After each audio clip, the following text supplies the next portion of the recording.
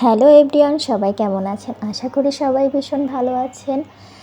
আজকে আপনাদের সাথে নতুন একটা রেসিপি শেয়ার করব, আর সেটা বানানোর জন্য আমার লাগবে কিছুটা পরিমাণ বাদাম আর লাগবে পটল। তো প্রথমে পটলগুলো আমি নিয়ে সুন্দর করে এগুলো খোসা ছাড়িয়ে নেব। পটলগুলো বেশ বড় সাইজের ছিল, সবগুলো পটল আমি সুন্দর করে কেটে নিয়েছি। তারপরে এখানে নুন হলুদ মাখিয়ে নিয়েছি, কড়াইতে দিয়ে দিয়েছি তেল। এই পটলগুলো এখন আমি সুন্দর করে হালকা করে একটু ব্রাউনি করে ভেজে নেব। পটলগুলো একটু হালকা করে ভেজে আমি তুলে রাখবো। দেখুন পটলগুলো কি সুন্দর ভাজা হয়ে গেছে। ওই একই তেলে আমি আরেকটু তেল দিয়ে কালো জিরা ফোড়ন দেবো। আর এখানে আমি একটা মশলার পেস্ট বানিয়েছিলাম। এখানে আছে বাদামের বাটা, কাঁচা লঙ্কা বাটা, পেঁয়াজ রসুন আর জিরা বাটা আর সামান্য পরিমাণ আদা বাটা, সব মশলা আমি দিয়ে দিয়েছি। আরও একটা মশলা আছে, সেটা হচ্ছে সরিষা বাটা।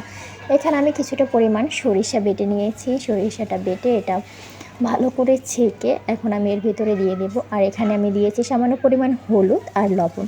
সুন্দর করে মশলাটা কষিয়ে নেব আমি যতক্ষণ না তেল ছাড়ে। এই যে প্রায় আমার মশলাটা কষানো হয়ে গেছে, মশলার গা থেকে তেল ছাড়তে শুরু করে দিয়েছি, প্রায় মশলাটা কষানো হয়ে গেছে।